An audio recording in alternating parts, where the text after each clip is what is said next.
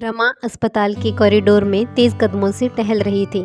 उसकी आंखों से आंसू थमने का नाम ही नहीं ले रहे थे। लेबर रूम में अंदर उसकी देवरानी रूपा प्रसव वेदना से तड़प रही थी।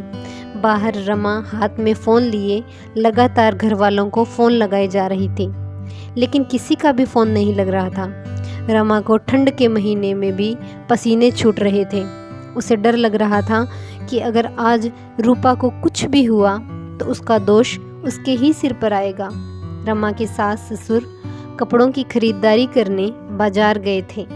देवर रोहन ऑफिस के काम से शहर से बाहर और रमा के पति अमर का आज बिजनेस के सिलसिले में किसी के साथ ज़रूरी मीटिंग में व्यस्त थे। रमा के लगातार फ़ोन करने पर उन्होंने मैसेज में रिप्लाई किया कि वो अभी मीटिंग में बिजी है। किसी के फ़ोन ना उठाने पर घबराहट में रमा ने सबको मैसेज करके बता दिया कि वो रूपा को लेकर अस्पताल आई हुई है। रूपा की दर्द से चीखती आवाज़ रमा के दिल की धड़कनें तेज़ कर देती और वो टकटकी लगाए दरवाजे की तरफ देखती भागती हुई जाती। तभी एक नर्स ने आकर कहा, सुनिए, आपको डॉक्टर बुला रही है। रमा भागती दौड़ती डॉक्टर के कमरे में पहुंची तो डॉक्टर ने कहा, देखिए, हमें समय से पहले प्रसव करना होगा क्योंकि बच्चे की धड़कन धीमी हो रही है। आप जल्दी से पेपर्स साइन कर दीजिए। पेपर्स देखते ही रमा के हाथ पांव कांपने लगे, आंखों से आंसू फूट पड़े। तभी नर्स ने कहा, जल्दी साइन कीजिए, हमारे पास टाइम नहीं है। रमा ने अपनी आंखों से आंसू पोंछते हुए पेपर साइन कर दिए और साइन करने के बाद बोली, मेरी रूपा और बच्चा दोनों मुझे सही सलामत चाहिए। नर्स ने कहा, आप चिंता मत कीजिए, सब अच्छा होगा। दरअसल 8 साल पहले जब रमा शर्मा निवास में अमर के साथ ब्याह कर ससुराल आई तो सब बहुत खुश हुए थे, खासकर उसकी सास गीता जी, क्योंकि रमा अपने साथ उनके मुंह मांगे ढेर सारा दहेज लेकर आई थी। जैसा, जितना और जो जो चीज़ें उन्होंने मांगी थी सब चुन चुन कर रमा के पापा ने उनको दिया था। सासू माँ ने ससुराल के कामों की सारी जिम्मेदारियों को उसको ऐसे सौंप दिया जैसे सब कुछ उसी की जिम्मेदारी थी और उसने बिना उफ किए हमेशा घर के एक एक काम किए। शादी के ठीक 2 साल बाद उसने 2 जुड़वां बेटियों को जन्म दिया, लेकिन बेटियों के जन्म के समय डॉक्टर ने परिवार वालों को बताया कि अब वो दोबारा कभी माँ नहीं बन पाएगी। इस घटना ने उसके पूरे जीवन को बदल कर रख दिया। पोते की आस लगाए बैठी गीता जी अब रमा को अपशगुनी मानने लगी। वो उसकी बेटियों को कभी प्यार से गले नहीं लगाती। अमर को ये बात बुरी लगती थी, लेकिन वो हर बार रमा को ही समझाता, कहता, तुम माँ की बातों को दिल से ना लगाया करो, देखना समय के साथ वो बदल जाएगी, तुम बस धैर्य रखो। रमा का देवर रोहन उसका बहुत सम्मान करता था। वो उसकी दोनों बेटियों को भी बहुत प्यार करता था और जब भी अपनी माँ को उनके साथ दुर्व्यवहार करता देखता तो अपनी माँ को टोक देता। कुछ सालों बाद रोहन की शादी तय हो गई। रोहन की शादी की खबर सुनकर रमा बहुत खुश थी, लेकिन उसकी खुशी पर ग्रहण तब लगा जब उसकी सास ने उसे शादी की रस्मों में सामने आने से मना कर दिया। गीता जी ने रोहन की पूरी शादी के दौरान रमा को रसोई से बाहर निकलने ही नहीं दिया। उसकी देवरानी रूपा घर आ गई। दोनों देवरानी जेठानी में बहुत जमती। शादी के 1 साल बाद रूपा जब गर्भवती हुई तो उसके गोद भराई के समय गीता जी ने रमा को अपने कमरे में बुलाकर अकेले में कहा, सुनो रमा, बड़े बुजुर्गों ने कहा है, बांझ का तो मुंह भी देख लो, लेकिन निर्वंशी का चेहरा देखना भी पाप है। इसलिए मैं चाहती हूँ कि तुम रूपा की गोद भराई से पहले अपने मायके चली जाओ। जब तक कि रूपा बच्चे को जन्म ना दे तुम यहाँ मत आना। कहीं ऐसा ना हो तुम्हारी छाया उस पर पड़े और कोई अपशगुन हो जाए। और हाँ, अमर को ये बात मत बताना, उससे कोई बहाना कर देना। उसका जब मन चाहे तुम लोगों से मिल सकता है। आखिर तुम्हारा मायका दूर कौन सा है, एक ही शहर में है। जब जी चाहे तुमसे और बच्चों से मिल लेगा। रमा उस दिन बहुत रोई। उसने सपने में भी नहीं सोचा था कि बेटे को जन्म ना देने से उसका इतना अपमान होगा। रमा अगले दिन अपने मायके चली गई। रमा के पिताजी को उसकी शादी के बाद ब्रेन स्ट्रोक आया था और उनका पूरा शरीर लकवाग्रस्त हो गया, जिस वजह से रमा अपना दुख मायके में अपनी माँ से नहीं कहती थी। एक छोटा भाई था तो वो कितना और किस किस की जिम्मेदारी उठाता। अगले दिन ही उसके फ़ोन पर रूपा का सुबह 10 बजे फ़ोन आया। उसने उठाकर हेलो कहा तो उधर से रूपा के दर्द से कराहने और रोने की आवाज़ आई। क्या हुआ रूपा, सब ठीक तो है ना? तुम रो क्यों रही हो? रमा ने घबरा के पूछा। भाभी, अभी मैं आपको कुछ नहीं बता पाऊँगी, आप जल्दी से घर आ जाइए। रमा ने अपनी माँ से कहा, माँ तुम दोनों बेटियों का ख्याल रखना, मैं अभी आती हूँ, आकर आपको सब बताऊँगी। ऑटो से रमा घर पहुँची तो रूपा दर्द से कराह रही थी और घर में कोई नहीं था। रूपा को लेकर घर में ताला लगाकर रमा अस्पताल गई। रूपा ने रास्ते में बताया कि माँ जी ससुर के साथ गोद भराई के लिए बाजार गई है। रूपा का अभी 7वां महीना चल रहा था। तभी नर्स ने रमा के पास आकर कहा, मुबारक हो, बेटा हुआ है, लेकिन अभी प्रीमेच्योर होने के कारण उसको अस्पताल में हमारी निगरानी में रखना होगा। नर्स की आवाज़ से रमा यादों से बाहर आई।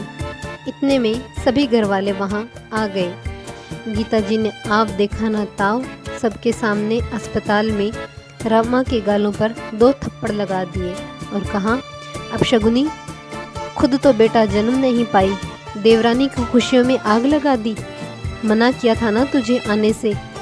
अपनी माँ के इस बर्ताव को देखकर अमर ने गुस्से में कहा, माँ ये क्या तरीका है? आपने रमा को थप्पड़ क्यों मारा? उसकी गलती क्या थी? सिर्फ यही कि उसने रूपा की मदद की। तू चुप रह जोरू का गुलाम, तू तो इसकी तरफदारी करेगा ही। तभी वहाँ नर्स ने आकर रमा से कहा, आपको डॉक्टर अंदर बुला रही है। गीता जी ने कहा, मैं जाऊंगी अंदर और तू चुपचाप अपने मायके जा। गीता जी रोहन को साथ लेकर डॉक्टर के कमरे में गई। उन्हें देखकर डॉक्टर ने कहा, अब माँ और बच्चा दोनों खतरे से बाहर हैं, लेकिन अभी दोनों को देखभाल की ज़रूरत है। हमें बच्चों को कम से कम 2 ICU में रखना होगा। उनके लिए आपको बहुत धैर्य रखने की ज़रूरत होगी। ठीक है कहकर जैसे ही डॉक्टर के कमरे से गीता जी बाहर निकली, उनका पैर फिसला और वो अस्पताल में ही गिर गई।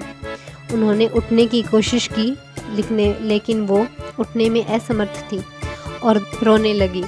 डॉक्टर ने पाँव का एक्सरे और चेक करके बताया कि पाँव फ्रैक्चर हो चुका है और 1 महीने बेड रेस्ट करना होगा। अब रमा के ही कंधों पर सारी जिम्मेदारी आ गई। वो रोज़ घर का काम ख़त्म करके रूपा और सास दोनों का ख्याल रखती। 1 हफ्ते बाद रूपा को छुट्टी मिल गई, लेकिन बच्चे अस्पताल में थे। अब वो रूपा को साथ लेकर रोज़ बच्चे को देखने अस्पताल जाती। 1 महीने के प्रयास के बाद डॉक्टर ने बच्चे को घर ले जाने की अनुमति दे दी। इधर अब गीता जी का पैर ठीक हो रहा था। बच्चों के घर आने की सारी तैयारियां रमा ने की। रूपा और रोहन बच्चे को लेकर घर आए। गीता जी ने आरती उतारकर बच्चे का स्वागत किया। इधर रमा की दोनों बेटियां भाई को देखने की जिद कर रही थी, जिसे देखकर रमा उन्हें लेकर रूपा के कमरे के पास पहुंची कि पीछे से कड़कती आवाज़ में गीता जी ने कहा, बड़ी बेशर्म हो गई हो तुम। इतनी बार बोला तुमको कि रूपा और उसके बेटे से दूर रहो, लेकिन तुम मानती ही नहीं। इतना अपशगुन करवाकर जी नहीं भरा जो कुछ और करना चाहती हो? क्या सबको मारना चाहती हो? गीता जी ने गुस्से में कड़कती आवाज़ सुनकर सभी वहाँ इकट्ठा हो गए। रमा को लगा था शायद अब गीता जी बदल जाएगी, लेकिन उसकी सोच ही गलत थी। उसने सामने खड़े अपने पति की ओर देखा। बेटियों का हंसता हुआ चेहरा उदास हो गया। रमा खुद पर काबू नहीं कर पाई और उसकी आंखों से आंसू फूट पड़े। वो वहाँ से जाने लगी। तभी रूपा ने कहा, रुकिए भाभी। गीता जी गुस्से में बोली, सुनाई नहीं दे रहा मैंने क्या कहा? तुम अंदर जाओ। रमा बच्चों से जुड़ा कोई काम नहीं करेगी। भाभी मैंने कहा रुकिए। और उसने आगे बढ़कर रमा का हाथ पकड़ लिया।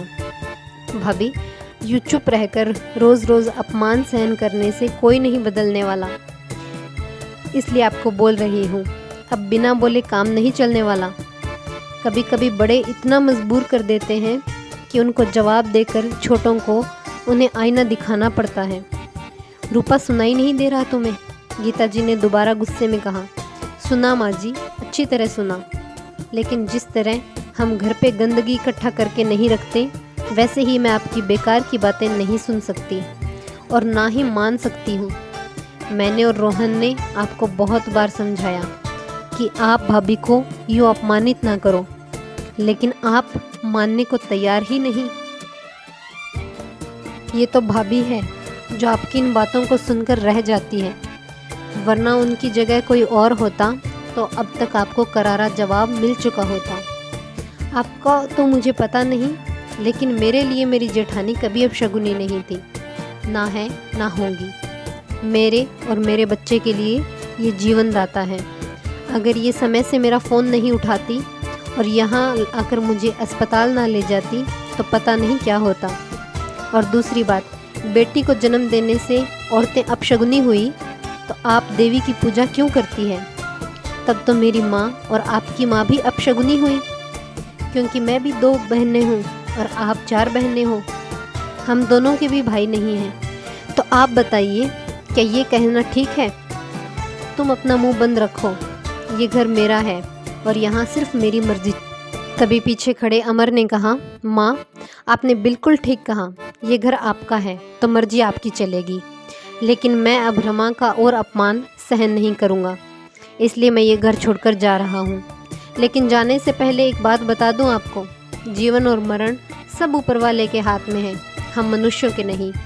भगवान ने सही किया जो उन्होंने जन्म और मृत्यु का चक्र अपने हाथ में रखा, वरना कुछ लोग इसी सोच के लोग बेटियों को जन्म लेने ही ना दें। कहानी कैसी लगी कमेंट करके ज़रूर बताइएगा और प्लीज़ मेरे चैनल को सब्सक्राइब करना मत भूलिएगा। धन्यवाद।